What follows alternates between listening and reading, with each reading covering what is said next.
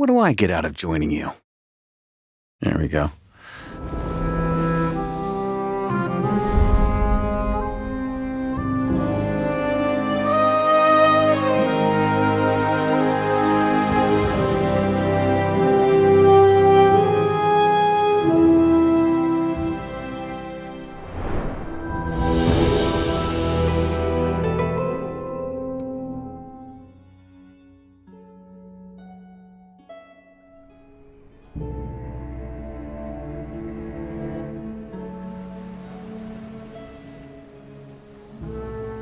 Hi, my name is Joseph May, and I play the Nameless hero in Gothic, the remake. The thing I love about voice acting in games is that I'm able to play characters that I would never, ever play on screen. I'm not the most frightening of people to look at, so it's really, really great to be able to use my voice to be able to kind of play these really, really tough characters. It's a lot of fun. The thing about playing the Nameless hero is that there's a lot of repetition, going up and asking people, and introducing yourself and asking people for things and whatnot. And the way to keep that fresh, I found, was just by really bouncing off the directors. Hello, I'm Beth Park, and I was the lead voice director on Gothic, the remake. So if I was going to describe Gothic to somebody who hadn't heard of it before, I'd say you're in a prison colony. And the prisoners within this colony have been trapped forever, potentially, within this magical barrier. And so the prisoners have split into different camps and factions. The thing I love about playing the Nameless hero is just how resilient he is. He's thrown into the mix there, and he's able to kind of get himself through every situation and get himself out of every situation. A lot of the time, when you're doing an RPG, you'll come, like I've played the leads in them before as well, and you'll come across a character and you'll ask them a question and it's just rather dull and just informative. Whereas this, you're actually having to kind of figure out what they want so you can get what you want. Sounds like a tricky job. What's in it for me? At some point, Diego will ask me what I think of you. Take a guess what my answer's gonna depend on. Yeah, the lovely thing about Gothic is the world continues no matter what the player's doing. Like, the world carries on without them. So when you're walking the streets of the colony, all of these felons have got their own shit that they're doing. Like, the hero of the game is not the hero of their world. He's just another guy. Hello, I'm Daniel Bainbridge, and I was one of the voice directors on Gothic Remake. One of the things I really enjoyed about working on Gothic Remake is how the characters kind of avoid a lot of the regular fantasy RPG tropes. And when you do come up and talk to them, often they don't want to waste their time talking to you. I want to become a shadow. Then you should find yourself a nice spot of sunlight. You'll ask them questions, and they will just refuse to give you the answer, which is a real novelty when working on games like this. Yep, I'm Harry Myers, and I'm playing Xardas, the necromancer, and a load of snarky Cockney colonialists.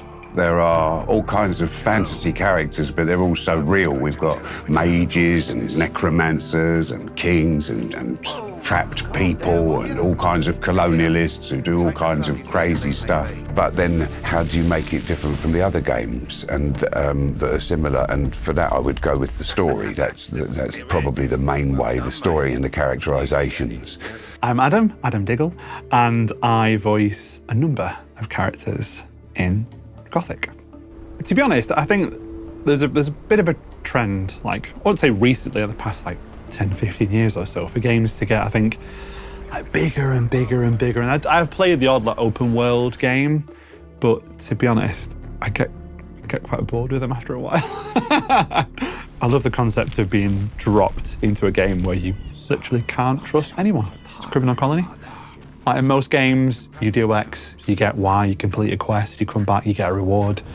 In Gothic, you could do everything right and still get screwed over.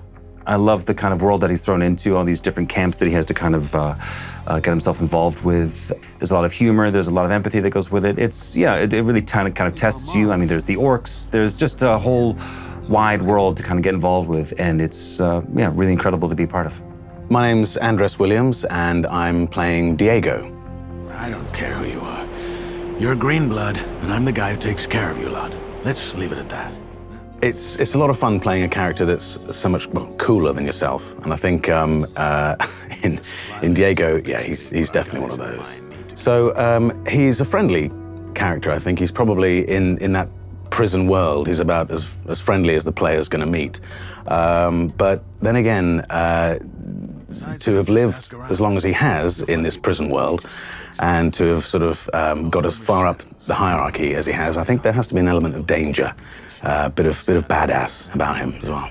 Hello, my name is Emma Gregory, and I play Velaya and UrNazkrog. Working on the Orcish language for Gothic Remake was a really new and very enjoyable challenge for me. It's not something I'd worked with before, a sort of totally fictional, made-up language. So I was a little bit apprehensive at first about how to go about working through that.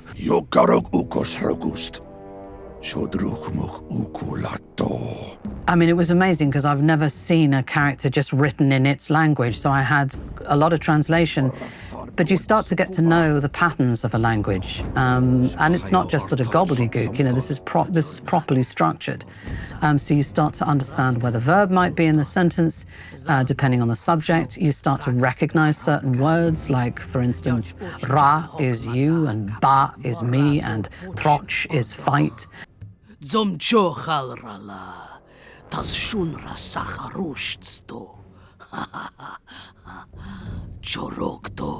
Obviously, you're having to keep the intention of the line in your mind. What is this orc trying to communicate?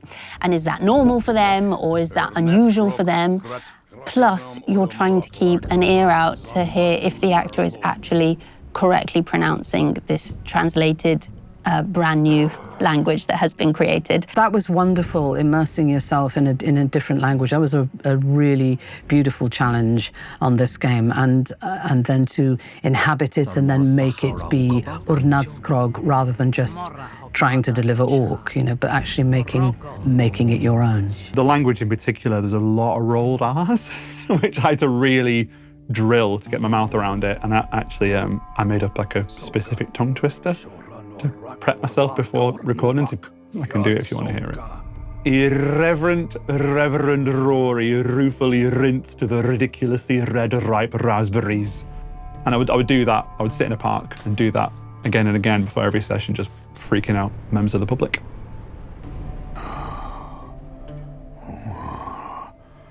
You speak Chokal. I like it. Very well.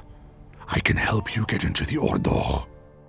I really enjoyed playing the two characters of Velaya and UrNazkrog because they're so different. Velaya is human, obviously, and I experimented with quite a few sort of accents with her, and Beth Park, the director, and I fell on Northern being quite a good one for her because it kind of allowed her to really relish that feistiness in her personality to survive this incredibly brutal place. I think the writers really went to town when it came to the Cockney dialect in the game.